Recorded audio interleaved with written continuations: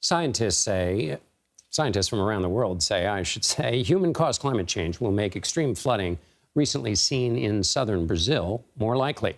Brazilian officials say those floods last month killed at least 172 people and displaced more than 500,000 others. Natural disasters like that are fueling a new crisis, climate migration. Brazilians who spoke with the Washington Post said they would not return due to the increasing intensity and frequency of extreme weather. Experts also say there will be more climate refugees in the future. For more, let's bring in Lauren Risi. She is the director of the Environmental Change and Security Program at the Wilson Center. Thank you so much for being with us. As a starting point, can you just define what a climate refugee is and how that's different from, say, other kinds of refugees? Yes. Well, first of all, I mean, it's absolutely true that we're going to see increased movement of people due to climate change. But most of that movement continues to be within borders. It's internal within countries. People tend to stay within their country's borders. Now, where we do see people being pushed across borders as a result of climate change, it's important to note that international law does not recognize climate refugees. So they don't have the same protections as refugees. They're not allowed to or able to seek asylum. They don't have access to the same basic services and rights, and they don't have access to resettlement programs, for example. And so when it comes to the law, there is no such thing as a climate refugee. Now, whether that will remain the same moving forward remains to be seen.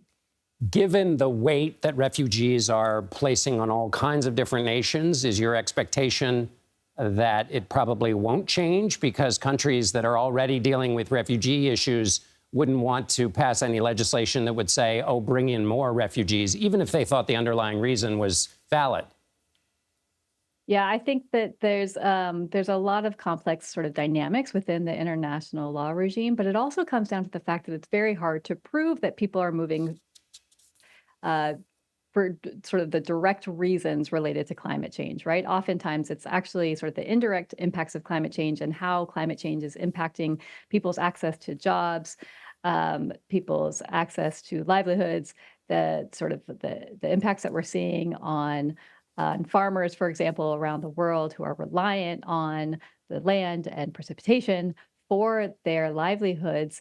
The reasons that they end up moving is more about economic than it is about sort of flooding or droughts, right? And so being able to show those direct impacts of climate change on a person's decision to move is very difficult. What interested us in this story, among other things, was the Washington Post story that focused on Brazil mostly. But the headline of that story was that the climate refugee crisis is here.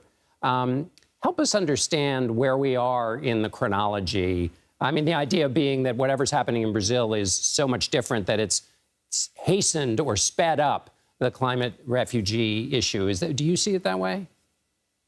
Well, look, I mean, this week, the Panamanian government is moving 300 families off of an island off the coast of Panama to the mainland. Here in the U.S., the village of Newtok in Alaska has been undergoing a full-scale relocation because its land is falling into the sea, right? This is a lengthy, fraught, expensive process that does not have a blueprint and is one that we are going to see continue to play out around the world. I think when you look back to 10 years ago, there were a lot of warning signals, and now those warning signals are blaring, right? And so we do need to think about how we change our sort of migration pathways for people so that they have a viable, sort of safe and an orderly way to escape climate's worst impacts. And as a final question, there are many, we know sort of what needs to be done to fix the climate problem, but leaving that aside for the moment, what kinds of pathways, what kinds of measures can individual countries take to deal with these refugees?